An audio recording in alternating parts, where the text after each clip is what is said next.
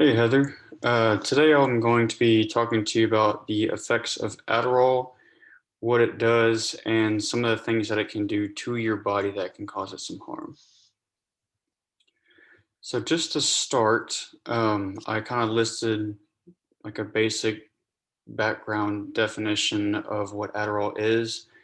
It's pretty much the combination of two different amphetamines, which are highly addictive drugs. These drugs are typically used to stimulate the nervous system in order to increase the amount of focus you have, your attention span, and to help decrease the impulsiveness. And then typically, Adderall is prescribed to people who have attention uh, ADHD. And so, if you don't have ADHD, there's not really a reason to go out and try and get this.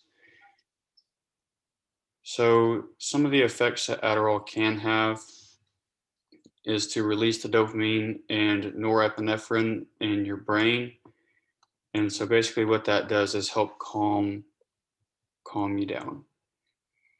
And then in turn that will lead to less impulsiveness.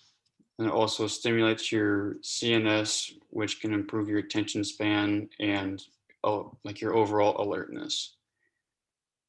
And so some general consequences of Adderall are pretty basic. So I listed those there and some examples of misuses. The main ones that are commonly seen are taking someone else's prescription, taking higher doses than what you were prescribed, and then using the Adderall to keep up with school studies. A lot of times with our age group being like the 18 to 24 range, people will take Adderall in order to stay up all night to study for a test or get a big project done and stuff like that. But that's not what that is really intended for. Does that make sense? Yeah. So, some of the risk of the misuses or what can cause the risk of misuse is that two-thirds of family and friends have been prescribed Adderall. This was found in a study that I saw. So it's very easily accessible. You do need a prescription from a doctor in order to get this drug, but it is not regulated, like it's not tracked. So basically, what that means is that you can go from doctor to doctor and keep getting another prescription and another prescription and another prescription, and the doctors don't have any idea about it. And so typically what's seen with that kind of behavior is the intent of selling and distributing the drugs, which is highly illegal. So do not recommend doing that.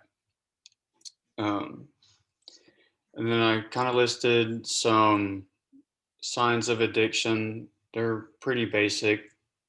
And then the confidential hotline if anything were to happen. But the main thing is that Adderall is considered an amphetamine. And so this is a NCAA banned substance. And so if you were to ever take a drug test while you're participating in the college athletics, the test is going to come back positive, and then the consequence for that is that you will end up having to lose a year of eligibility and you won't be able to participate after that, for that season at least. And so it's really important to let people know, or the athletic training staff, if you have this prescribed to you, because we can take some steps in advance in order to try and avoid that whole situation if you end up drug testing. So, pretty much what we would need is like proof from the doctor that you have the prescription, like it's for ADHD, and that you are okay to take it, you're taking the right doses and stuff like that. and then it should be fine. Even if the test comes back positive, we have the proof that it's okay and we know that you are taking it and you're not taking it just to take it or with the intent of distributing or misusing it. Does that make sense?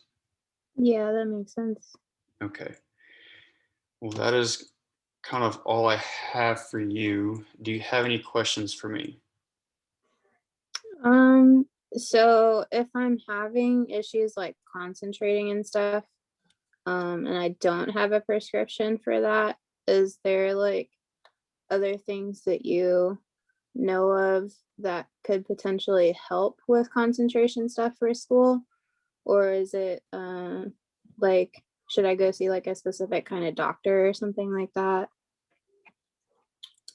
So, based off of my own personal experiences, um, caffeine helps me.